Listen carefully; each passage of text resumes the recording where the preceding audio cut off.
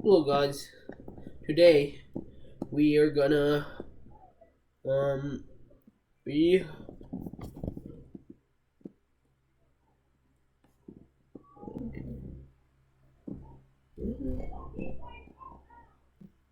okay.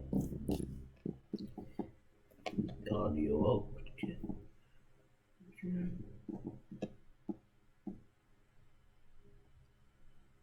Okay guys, today we are gonna go we're gonna go try to get ourselves an e-girl on Discord.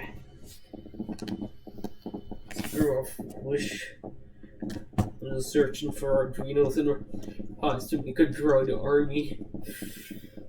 We are gonna get women. Hopefully, if women came.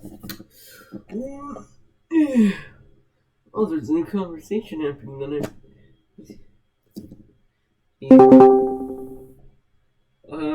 Heck, this could be the start of our podcast.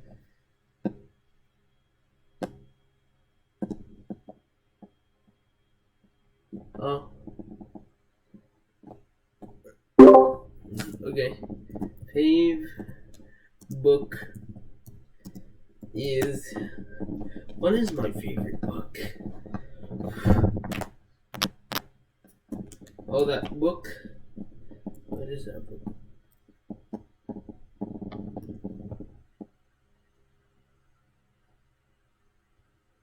Oh, the drawer. Oh, that Star Wars. What is my favorite book? Oh, Dog Days. Dog Days. Dog Days. And that mouse. 2 years.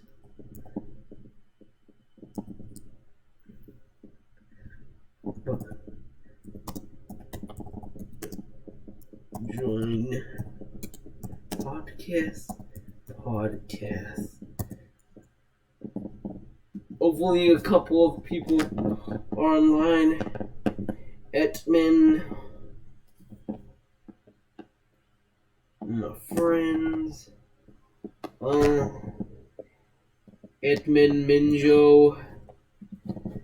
and Minjo aren't online. DGC69 aren't online, so that podcast ain't happening today.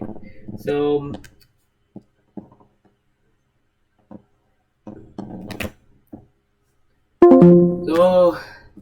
I'll have to go back and try to get women.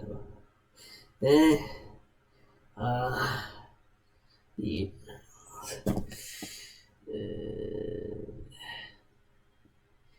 With our best sort of stuff.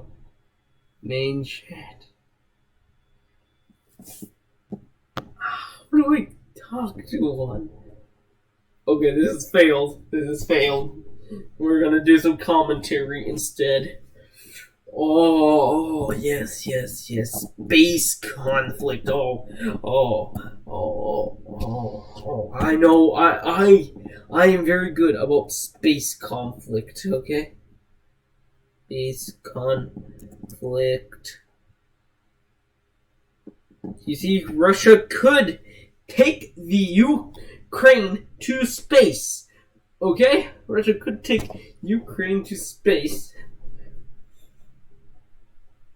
Okay? And also, a space war can be very dangerous. And also, during the Ukraine-Russia conflict, if Russia decides to touch NATO territory at any moment.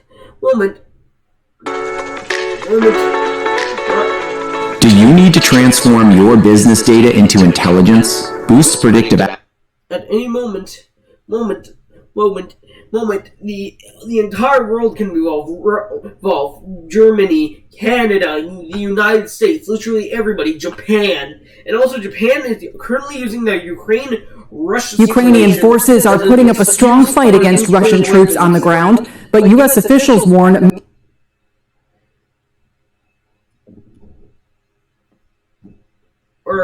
Work. Screw this. Okay. You know, Mayhem? The Project Mayhem.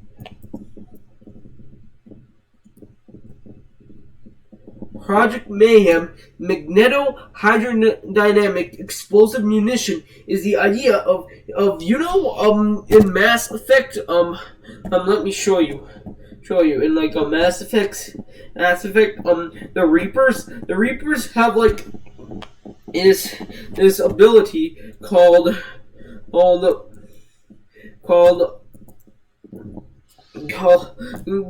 this technology which can use electromagnetic fields to essentially railgun molten metal, so I can essentially spray molten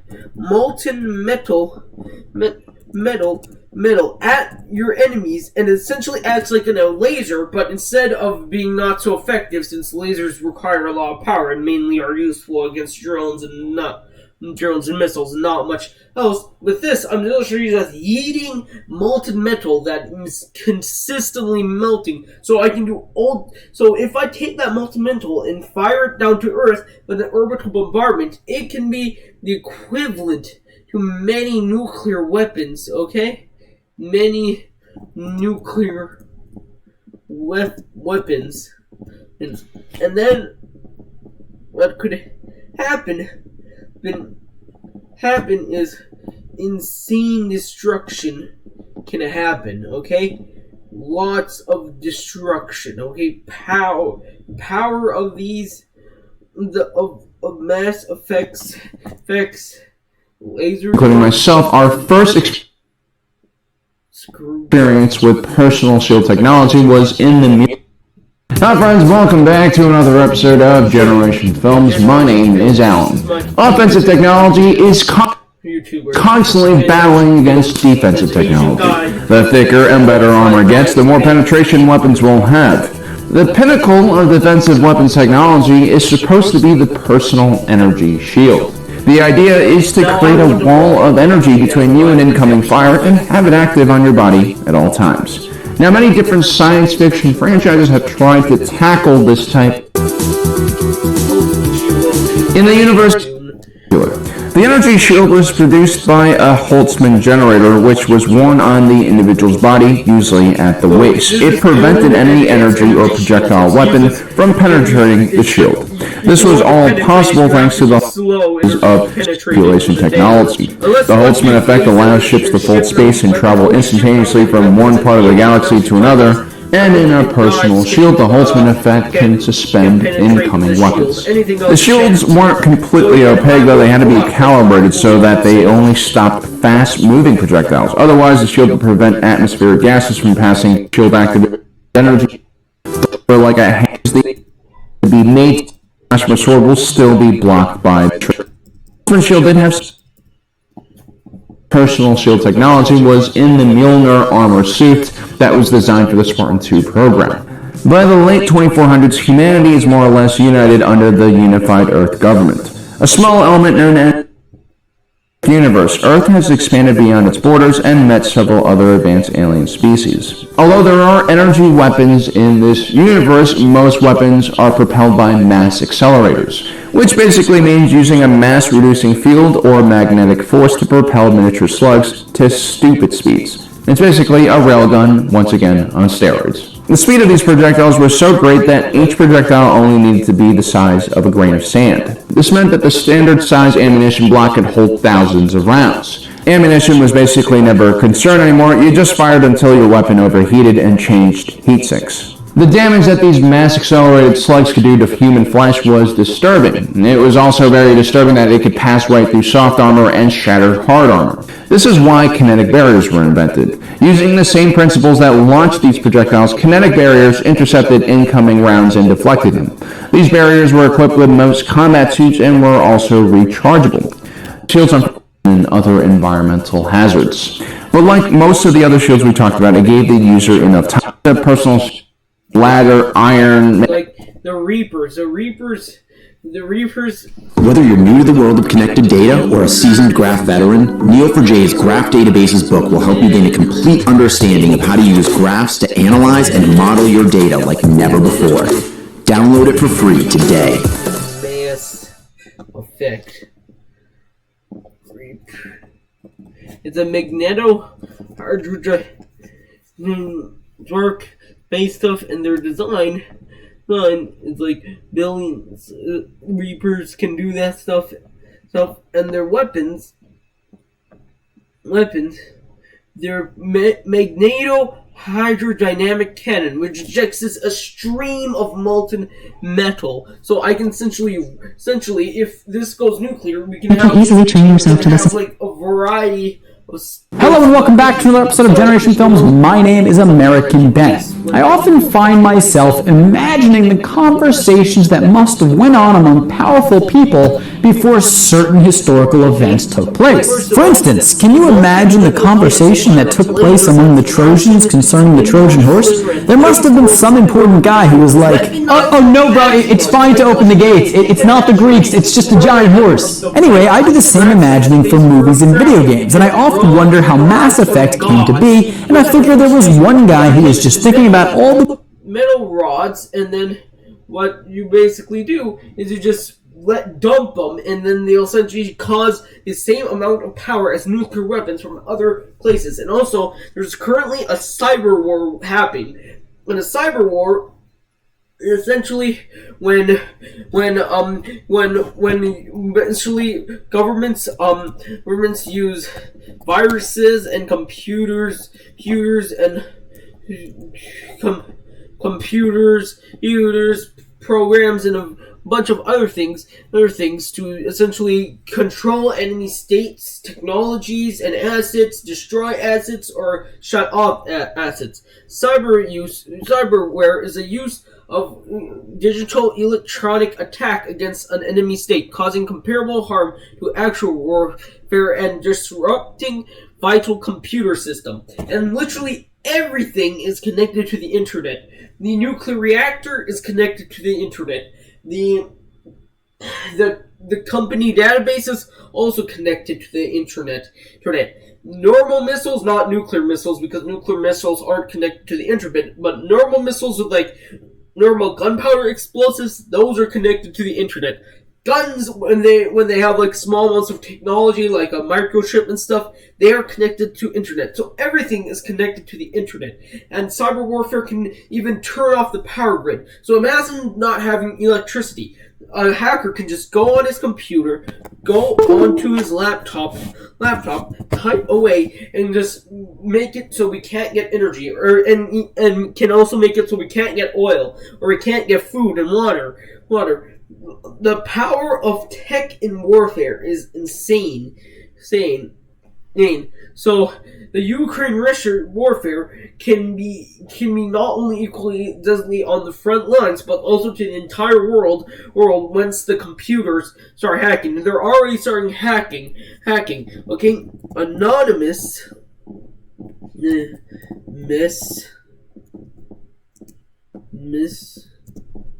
hacks Russia. Anonymous is waging a cyber war against Russia. So at any moment, Anonymous can essentially shut off the government's power, shut off the government, and destroy all government assets and even civilian and private assets with a single computer. While Russia can do the same thing if they figure out how to hack them back. So the insane power of the Ukraine war is insane. Okay? Let me show you more about the badass sci-fi that's already out there, with crazy-looking aliens, with epic space navies, and amidst a moment of silence and a concept meeting, this guy was just like, what if they're ships and they're aliens? And the rest of the room just must have been like,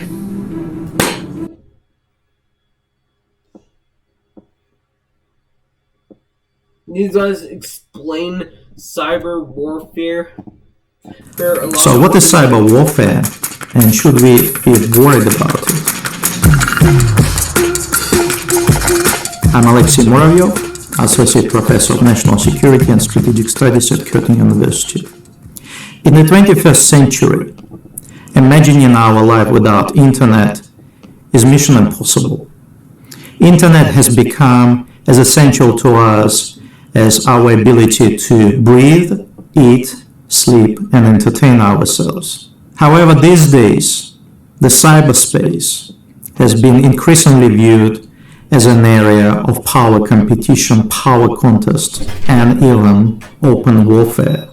Cyber warfare is tactics, means, and tools on how to achieve success by inflicting maximum collateral damage to your opponent.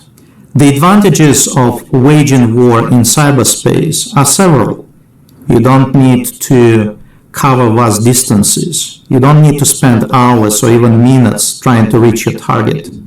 It is within your grasp, within seconds or even microseconds, and it can be anywhere in the world. Destroy any country with You a can simple use hack. cyberspace to steal somebody else's secrets. You can spread the word. In other words, engage in propaganda operations. You can induce fear. North Korea hacked Bangladesh. Basically during the weekend in a lot of Islamic countries, the weekend starts at Friday. So since it was Friday, and a lot of large amount of Bengali money was in New York, and the New Yorkers believe that the Bangladeshis were like protecting their money and stuff, and then boom, the North Koreans knowing that Friday is like a holy day in like Islam, they immediately took that advantage and it hacked billions of dollars from the banks, and that did some insane stuff for the economy. It is just insane. Yeah, that can take a form of simple bullying, cyberbullying. You can attempt, it can cripple the nation. You can attempt, and quite often succeed, in inflicting physical collateral damage. In other words, destroy things or damage things. The majority of countries register hundreds, if not thousands, of cyber attacks on day-to-day basis. There are no rules when it comes to waging and conducting cyber war. As long as you're connected to the internet, as long as you have all these wonderful devices that surround you on day-to-day basis, smartphones, tablets, smart televisions, other devices that you may be using, if they're accessed by a hostile force, could be very serious. So what does it mean by a hostile force could be turned against you? Yeah. So what does it mean? Is it serious? Yes, it is very serious. Precautions. Not ensuring that of your personal data online, just internet would not. So yeah, this is my cyber warfare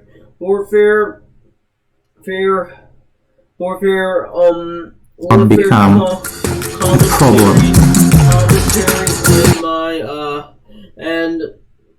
My failed attempt in trying to getting any girl. Anyhow, see ya.